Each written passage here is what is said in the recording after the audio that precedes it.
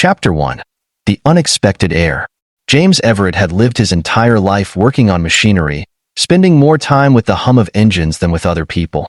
He enjoyed the simplicity of it, the way things either worked or didn't, and when they didn't, there was always a way to fix them. Unlike people, machines didn't have complicated emotions or politics to navigate. He was a man who preferred things straightforward, and that's why his quiet life on the fringes of human space suited him perfectly. The outpost where he worked was a forgotten speck on the edge of civilization. The only ships that passed through were cargo freighters, or those fleeing from something. It was a small station barely staffed, and James liked it that way. The less interaction, the better. He could go entire weeks without speaking to anyone except his tools. It was the kind of life that many people would find lonely, but for James, it was peaceful. However, that peace shattered the moment the strange transmission reached him. James had been elbow-deep in the engine of a freighter when his comm unit crackled to life, broadcasting a strange holographic message that appeared mid-air, right in front of him. The symbol on the message was unfamiliar, an intricate spiral that glowed with a pulsating light. It wasn't human in origin. With a frown, James wiped the grease from his hands and tapped the comm unit. The voice that came through was calm, but there was an authority in it that made the hairs on the back of his neck stand up. James Everett of Earth, the voice began. You have been named as the heir to the throne of the Galactic Kingdom of Xenar by the late King Zalroth of the Xenarian Empire. You are hereby summoned to the royal capital of Xenar Prime to claim your inheritance. James blinked at the message, sure it was some kind of joke or scam. Inheritance? Galactic Kingdom? What could an alien empire possibly want with him? He rubbed his eyes and replayed the message twice before deciding that it wasn't some elaborate prank orchestrated by his coworkers. There weren't any coworkers around for hundreds of miles, and he doubted any of the few traders that passed through the station had the technology or the sense of humor for something like this. With a sigh, he sat down at his terminal and sent a reply. It was short and to the point. I think you've got the wrong person. He didn't expect a response, but within minutes, another transmission came through. This one was accompanied by an official-looking insignia and a blinking indicator that signaled it had come from a direct relay secure channel. Whoever these people were, they were serious. The message is intended for you, James Everett, the new voice said. This time it was a woman, but her tone was no less stern. You have been named as the inheritor of the king's will. Prepare for transport. Before James could even protest, a shimmering beam of light enveloped him. He felt a strange tingling sensation that made his skin prickle, and within seconds, the familiar surroundings of his repair shop vanished. He was no longer on the quiet outpost. James stumbled as the world solidified around him.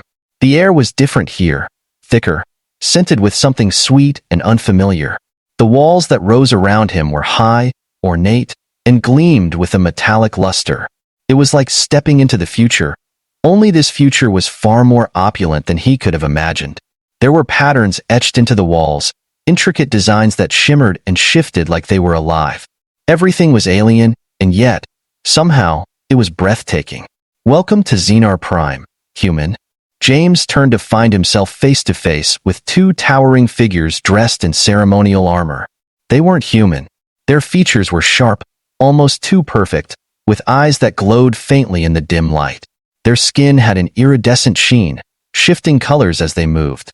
One of them had delicate patterns on their face that seemed to shift like liquid under their skin. They were beautiful in an otherworldly way, but there was an intimidating air about them. Come with us, one of them said, their voice low and commanding. James nodded, feeling a growing sense of unease. He had no idea what was happening, but it was clear that he didn't have much of a choice. The armored figures led him through the labyrinthine halls of the palace. The more they walked, the more James felt like an insect in a world designed for giants. Everything around him was oversized, grandiose, and alien. He passed by what he could only describe as royal guards, standing rigidly at attention with weapons that looked far more advanced than anything humans had. There were statues of creatures he'd never seen, some with wings, others with multiple limbs, all carved out of materials that shimmered in ways that made his head spin. They led him into a massive chamber where the ceiling seemed to stretch up into infinity. At the center of the room was a raised platform, and standing atop it were four women. But these weren't just any women. They were the royal daughters of King Zalroth, the princesses of Xenar. James had never seen anything like them. They were tall, much taller than any human woman, their bodies slender but strong, their skin glowing with a soft iridescence.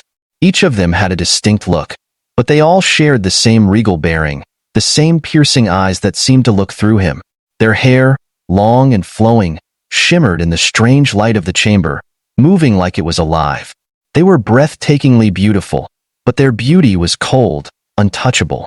When they saw him, they laughed. "This is the one Father chose?" the tallest of the four said, her voice dripping with disdain. She had sharp, angular features and eyes that glowed a deep violet. A human? A mechanic? The others joined in her laughter, their musical voices echoing in the chamber. James felt a flush of anger rise in him, but he held it back. He had no idea what was going on, but one thing was clear: these princesses thought he was a joke. "I don't know why I'm here," James said, trying to keep his voice steady, "but I don't think this is funny." The tallest princess stopped laughing and raised an eyebrow. "Oh, it's not funny at all. It's tragic. Father, in his infinite wisdom, has left us to the care of you." "Care?" James blinked. "What do you mean?" "Didn't you read the will, human?" one of the other princesses said, her voice softer but no less condescending. She stepped forward, her golden hair shimmering in the light. "Father has made you our guardian. You are now responsible for the four of us." James felt the world tilt beneath him. Guardian? He was a mechanic, not a royal babysitter. How was he supposed to take care of four alien princesses, let alone ones who clearly despised him? Before he could protest, the tallest princess stepped forward, her eyes locking onto his with an intensity that made his skin crawl. "Father was a fool," she said, her voice cold. "But make no mistake, human. You may be our guardian by law, but we do not answer to you. You are nothing but a tool, a means to an end. Do not forget your place." James swallowed, his throat suddenly dry. This was going to be a lot more complicated than he had ever imagined. Chapter 2, Beneath the Crown. James could barely process what was happening. As a mechanic, the most complicated thing he'd ever dealt with was a malfunctioning engine or a particularly stubborn bolt. Now, he was supposed to manage not just a kingdom, but the lives of four alien princesses who clearly wanted nothing to do with him. The four princesses stared down at him, their amusement still evident, though the laughter had faded into something colder, more calculating. "We don't have time for this." Tyra, the second oldest princess, spoke with an irritated tone. Her silver hair framed her face, and her eyes, a striking blue, seemed to flash as she looked at him. "Let's get this farce over with. If Father made him our guardian, we'll just keep him out of sight." Venna, the quietest of the sisters, with emerald green eyes and a gentle but deceptive softness to her appearance, nodded silently. She didn't seem as openly hostile as the others, but James got the feeling that none of them had any intention of respecting his newfound authority. "Guardian, caretaker, whatever title you have been granted," Lyra, the eldest, continued, her voice dripping with disdain, "you are not of our world, nor of our station. You are an Earthman, a human, a backward species." James felt a flicker of anger at that remark, but before he could respond, the youngest princess, Silith, piped up, her tone playful yet mocking. "Perhaps Father chose you because he wanted to give us a pet to toy with." The other sisters snickered, but James clenched his fists. He had been patient up until now, trying to understand what was happening, but their insults were starting to get under his skin. "I don't know why your father chose me," James said, his voice steady despite the rising frustration. "But I'm here now, and I'm not just going to stand by and be insulted." Lyra's eyes flashed with a hint of surprise at his boldness. "And what exactly do you plan to do, human?" James took a deep breath, feeling the weight of the moment. "I don't know what your father's reasoning was, but I'm not here to play your games. I didn't ask for this responsibility, but I won't let you walk all over me. You can laugh at me all you want, but I'm still the one named in the will. Like it or not, I'm your guardian." The room fell into a tense silence. The princesses exchanged glances, clearly taken aback by his sudden defiance. It was obvious that they had expected him to cower or simply go along with their insults. Instead, James had drawn a line in the sand. Lyra stepped forward, her violet eyes locking onto his with a piercing intensity. "You may have the title, but don't think for a second that you have any real power here. This is our world, and you are nothing more than a guest in it." James met her gaze, refusing to back down. "Then we'll just have to see how that works out, won't we?" Before Lyra could respond, a voice boomed from the entrance of the grand chamber. "Princesses, you will show respect to the king's will." The tension in the room shifted as an older figure, draped in flowing ceremonial robes, entered the room. His presence commanded immediate attention. His long, gray-tinted hair and deep-set eyes spoke of years of experience and wisdom. This was High Chancellor Vorin, the chief advisor to the late king, and one of the most powerful figures in the kingdom. Vorin's eyes swept over the four princesses before resting on James. "You are the human named in the will, I presume?" he asked, his voice calm but authoritative. James nodded, unsure of what to expect from the chancellor. Vorin approached him, examining him with a critical eye, as if trying to understand why the king had made such an unusual decision. "The king's will is clear," he said finally. "James Everett of Earth is the rightful guardian of the royal princesses, and as such, his authority must be respected." The princesses remained silent, but their resentment was palpable. Vorin turned to them, his tone firm. "Your father's decision was made with great care. You may not understand it now, but in time, you will. Until then, you will obey the will of the king." With that, the chancellor turned to James, his expression softening slightly. "You have inherited more than just a title, James Everett. The responsibilities that come with it are immense, and not to be taken lightly. The future of the kingdom depends on how you manage these four." James felt the weight of the chancellor's words settle on his shoulders. He hadn't asked for this responsibility, but now that it was thrust upon him, he couldn't afford to fail. "I understand," James replied, his voice steady. "I'll do my best." Vorin nodded approvingly. "I believe you will. But be cautious, there are many in the kingdom who will not be pleased with this arrangement. You'll need to prove yourself, both to the court and to the people, and most importantly, to them." He gestured towards the princesses. As the chancellor left the room, the tension between James and the princesses remained thick. Lyra's eyes narrowed, but she said nothing as she turned and walked away, her sisters following behind her. Their laughter was gone, replaced by a cold silence. James stood alone in the grand chamber, the reality of his new life sinking in. He had gone from being a simple mechanic to the guardian of four alien princesses, and somehow, he had to prove himself worthy of the task. Chapter 3: Trials of a Guardian. Days stretched into weeks, and James Everett found himself caught in a whirlwind of royal duties and alien customs that felt more surreal by the day. The grand halls of the Xenarian palace were a maze of glittering architecture, its walls adorned with iridescent crystals that hummed with energy and cast vibrant light across the intricate patterns on the floor. But for all its beauty, the palace was a battlefield, and James was hopelessly out of his depth.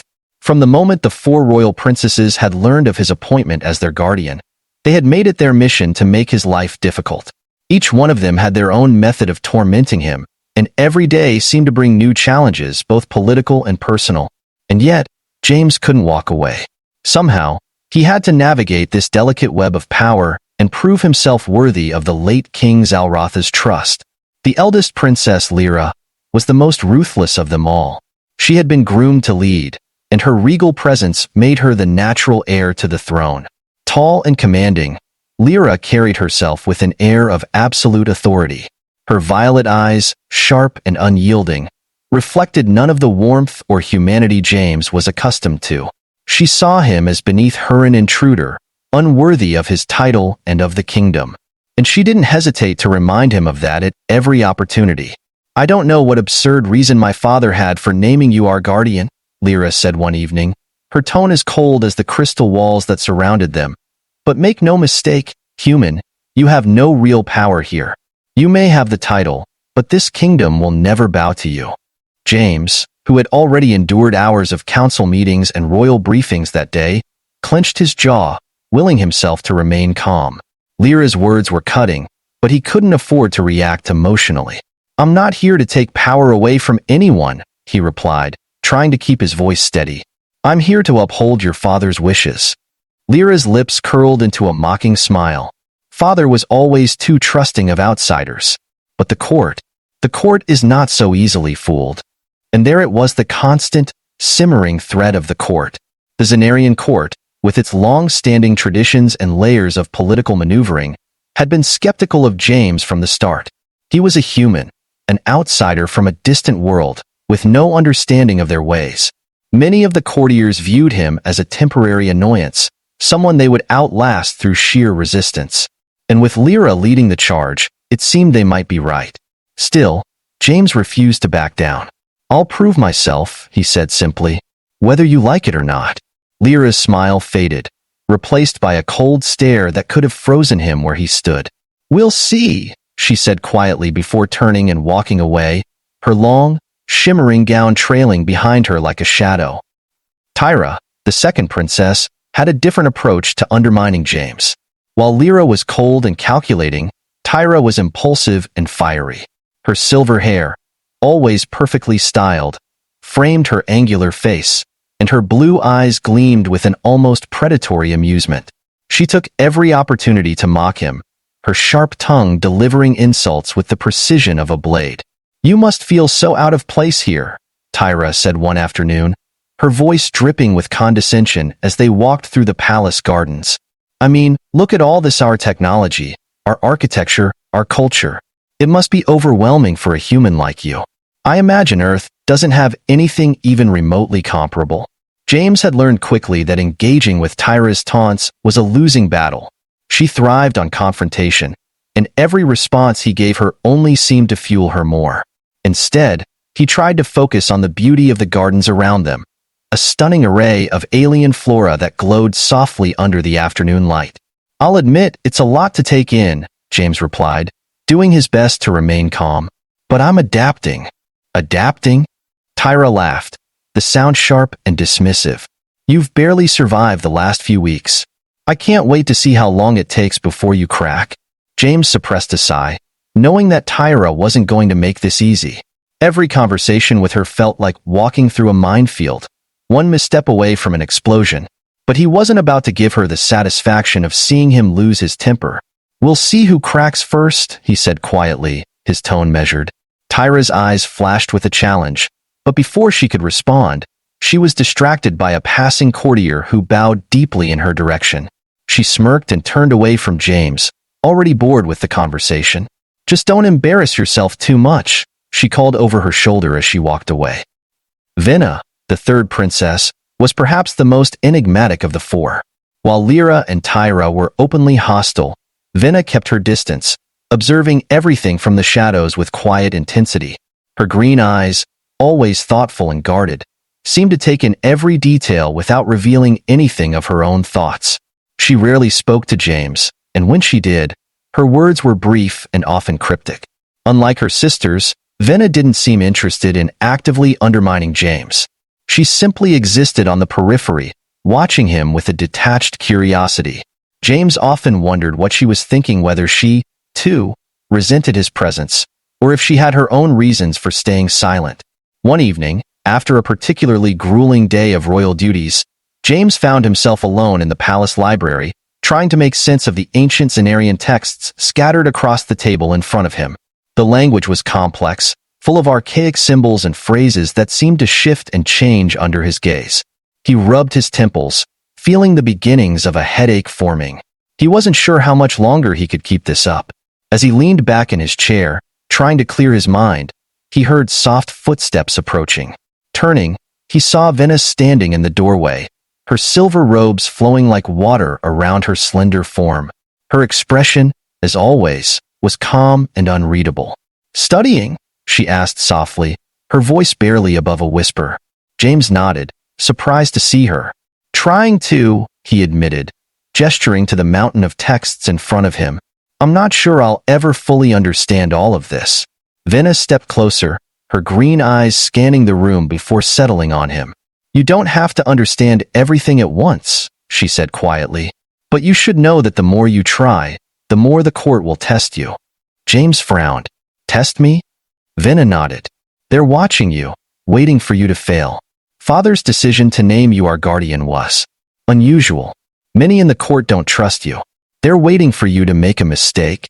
James sighed, running a hand through his hair.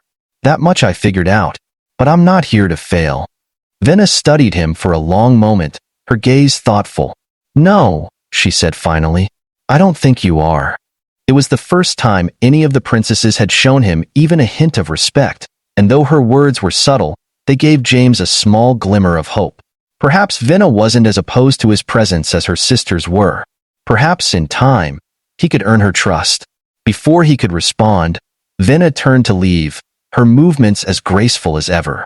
Good luck, James, she said softly over her shoulder as she disappeared into the shadows of the palace. Silith, the youngest princess, was the most unpredictable. With her boundless energy and mischievous nature, she was constantly finding new ways to cause chaos in the palace. Her pranks and tricks were the bane of James's existence, and yet there was something almost endearing about her playful spirit, as she wasn't actively making his life miserable. One morning, as James prepared for a meeting with the royal council, he discovered that the outfit he had been given to wear had been mysteriously altered. The formal robes, which were supposed to be elegant and dignified, were now covered in bright, mismatched colors and bizarre patterns that made him look like a walking joke. It didn't take long for him to realize who was responsible. Silith, James called out, exasperated as he stared at himself in the mirror. I know you're behind this. Sure enough, Silith appeared moments later, a wide grin on her face. Her golden eyes sparkled with amusement as she leaned against the doorway, clearly pleased with her handiwork. Oh, come on, James. You have to admit, it's an improvement. That robe was so boring before.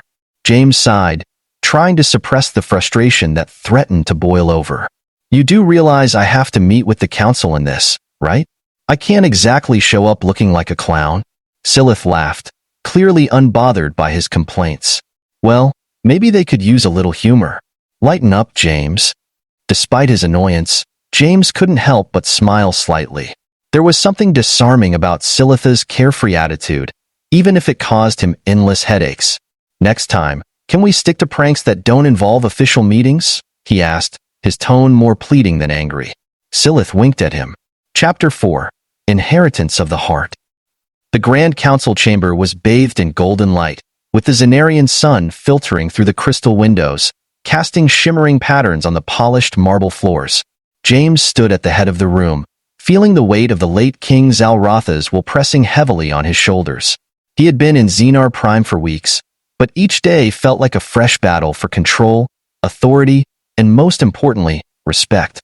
The council sat before him, a semicircle of advisors, military leaders, and noble representatives. Their expressions were a mixture of skepticism and disinterest as James presented his case for the border defense upgrades. Despite the mounting tension, James pushed forward, outlining the necessity of reinforcing the northern borders against the neighboring Draknar faction. Recent reports had indicated growing hostility and an increase in incursions, and yet, no one seemed to take the threat seriously. It was like every suggestion he made was dismissed before he could finish the thought. Finally, Lyra interrupted him, her voice carrying that sharp tone that James had become so familiar with. We've been through this, James. The Draknar are not a threat. They wouldn't dare provoke a war with the Xenarian Empire. James resisted the urge to roll his eyes, though his patience was wearing thin. He had prepared for this, expecting Lyra to undermine him in front of the council. Her long, flowing gown shimmered in the sunlight, and she exuded the authority of someone who believed herself already in charge. And why wouldn't she? She had been raised to lead, while James was, in her eyes, just a human out of his depth. We can't afford to be complacent, Lyra, James said, maintaining his composure. The reports from the northern outposts are consistent. If we wait until they're knocking on our door, it will be too late. The council members exchanged uneasy glances, but none spoke up. Lyra leaned back in her chair, her violet eyes flashing with annoyance. You speak as though you know our enemies better than we do, James. But tell me, what experience do you have with warfare? Have you led an army? Fought on the front lines? Or are you simply parroting the words of our advisors? There was a murmur of agreement from a few council members, and James could feel the tide turning against him. His frustration bubbled just beneath the surface, but he forced himself to remain calm. Lyra was pushing him, testing his resolve, and if he lost control, it would only confirm her low opinion of him. "I may not have commanded an army," James began, his voice steady, "but I know that underestimating a threat is the quickest way to defeat. You asked for my opinion as the king's appointed guardian, and this is it. We need to strengthen our defenses. You don't have to listen to me, but if you ignore the signs, you'll be putting the entire kingdom at risk." The council chamber fell silent, all eyes on Lyra. She stared at James for a long moment, her expression unreadable. Then, with a slight tilt of her head, she said, "Very well. We'll proceed with your plan. But I hope, for all our sakes, that you're right, human." James let out a breath he hadn't realized he was holding. It was a small victory, but a victory nonetheless. After the meeting, James retreated to the royal gardens, seeking a moment of peace. The soft glow of the alien flowers and the gentle hum of the energy streams running through the palace grounds provided a rare respite from the constant pressures of his new role. The air was thick with the scent of sweet, unfamiliar blossoms, and for a moment, James allowed himself to relax, letting the tension slip from his shoulders. As he wandered through the gardens, he wasn't surprised when he heard footsteps behind him. He had grown accustomed to the presence of the princesses, even when he wanted to be alone. This time, it was Venna who approached him. Unlike her sisters, Venna never sought to provoke or humiliate him. Instead, she was a silent observer, always watching from the shadows, her thoughts a mystery to James. "You handled yourself well today," Venna said quietly as she came to stand beside him. Her green eyes shimmered in the fading light, reflecting the glow of the garden around them. James glanced at her, surprised by the compliment. "Thank you. I wasn't sure I would make it through that meeting without losing my temper." Venna smiled faintly, her gaze fixed on the flowers in front of her. "Lyra is difficult. She's been preparing to take the throne for years, and your presence disrupts that. But she respects strength, even if she won't admit it." James sighed, running a hand through his hair. "I don't know if I can ever win her over. Or Tyra, for that matter." "Tyra is another story," Venna said with a slight laugh. "She enjoys making people uncomfortable. It's her way of testing them. But even she will come around in time." James wasn't so sure. Every interaction with Tyra felt like a battle of wits, and she always seemed to have the upper hand. But there was something about Venna's calm certainty that reassured him, if only for a moment. They stood in silence for a while, watching the garden's subtle lights flicker in the twilight. Eventually, Venna spoke again, her voice quieter, almost hesitant. "Father, he must have seen something in you. Something none of us can understand yet." James glanced at her, surprised by the sudden shift in the conversation. "Why do you say that?" Venna's eyes were distant, as if she were remembering something from long ago. "My father. He had a way of seeing beyond the obvious. He could sense potential where others saw weakness. When he named you our guardian, I was angry, like my sisters. But now, I'm starting to wonder if he knew something we didn't." James felt a strange mix of emotions at her words. He had spent weeks trying to figure out why King Zalroth had chosen him, a human, to be the guardian of 4 alien princesses.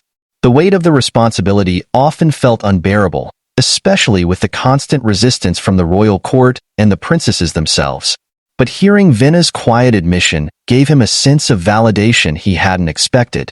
"I hope I can live up to his trust," James said softly, his gaze fixed on the horizon. "I still don't know why he chose me, but I won't let him down." Venna nodded, her expression thoughtful. "You're doing better than you think, James. Just keep going. We'll all figure it out in time." Later that evening, as James returned to his quarters, he found Silith waiting for him outside the door, her mischievous grin already in place. She was leaning against the wall, her golden eyes gleaming with excitement. "You know, I was watching you today," she said, her tone teasing. "I didn't think you had it in you, standing up to Lyra like that." James groaned inwardly. He wasn't sure if Silith was here to congratulate him, or to set him up for another one of her pranks. "I'm glad you enjoyed the show," he said, trying to keep his tone light. Silith pushed off the wall and moved closer, her smile widening. "Oh, I did. But don't get too comfortable, James. There are bigger tests coming. The real fun hasn't even started yet." James raised an eyebrow, his curiosity piqued. "What do you mean by that?" Silith winked at him before turning and walking away. "You'll see soon enough." Her cryptic warning left James uneasy, but as he watched her disappear into the shadows of the palace, he couldn't help but feel a strange sense of anticipation. Something was brewing, something that went beyond politics and royal duties. And somehow, he was at the center of it all. The following morning, the royal court was buzzing with rumors. The Drakner faction had launched a surprise attack on one of the outer colonies, confirming James's warnings. The council was in a frenzy, scrambling to deploy forces to the border. For the first time, the eyes of the court were on James, not with skepticism, but with a newfound respect. Lyra, too, was silent. There were no mocking words, no condescending remarks. She simply watched James with an unreadable expression as the council discussed their next move. As the meeting drew to a close, Lyra approached James, her violet eyes searching his face. For a moment, neither of them spoke. Then, finally, she said, "It seems I was wrong about you." James didn't know what to say.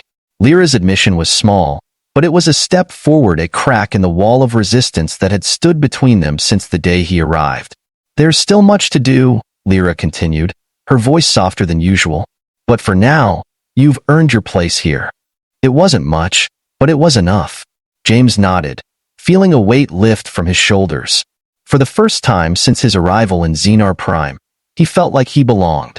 And though the challenges were far from over, James knew that he was no longer fighting this battle alone.